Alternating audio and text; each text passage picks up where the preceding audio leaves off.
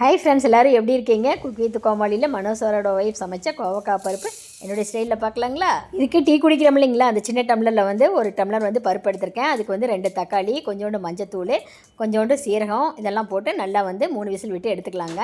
இது 3 விசில் வரத்துக்குள்ளார கோவக்காயை வந்து கட் பண்ணிக்கலாங்க. நான் வந்து ரவுண்டாக தான் கட் பண்ணிக்கிறேன். நீங்கள் வந்து நீளவாக்கில் கூட கட் பண்ணிக்கோங்க. ஆனால் வந்து மெலிசாக கட் பண்ணால் தான் நல்லா வந்து வேகும். இந்த குழம்பு குக்கரில் தான் வைக்கலான்னு நினச்சேங்க. ஆனால் வந்து காய் வந்து நல்லா கூழ் மாதிரி வெந்துடும். அதனால் வந்து டேஸ்ட் வராது. இப்போ காயெல்லாம் கட் பண்ணியாச்சுங்க. நம்ம வந்து தாளித்து விட்டுக்கலாம்.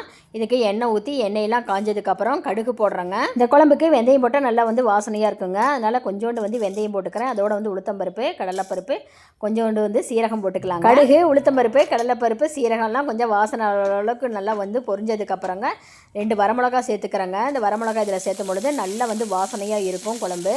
வரமிளகாயில் நல்லா வாசனை வர அளவுக்கு பொரிஞ்சதுக்கப்புறங்க 4 சின்ன வெங்காயமும் ஒரு பெரிய வெங்காயமும் கட் பண்ணி போட்டிருக்கேங்க. அதோட வந்து ஒரு 5 பல் பூண்டு, அதோட கருவேப்பிலையும் சேர்த்துக்கலாங்க.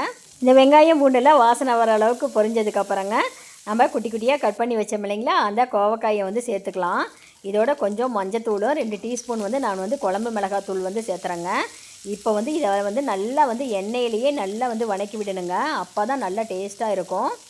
எண்ணெயில் வதக்கி விட்டால் தான் காய் சாப்பிட்றதுக்கு நல்லா சுருக்குன்னு காரசாரமாக இருக்குங்க. இதுக்கு தேவையான அளவு உப்பு போட்டுடுங்க. இந்த காயெல்லாம் வந்து இந்த மசாலாவில் படுற மாதிரி நல்லா வந்து வதக்கி விடணுங்க. அப்போ தான் வந்து காய் சாப்பிடும்போது நல்லா வந்து டேஸ்ட்டாக இருக்கும். இப்போ காயெல்லாம் நல்லா எண்ணெயில் வதங்கிருச்சிங்க. கொஞ்சோண்டு தண்ணி ஊற்றி இந்த காய் வந்து நல்லா வந்து வேக விட்டுறலாங்க. இப்போ நல்லா வந்து காய் வெந்துருச்சு.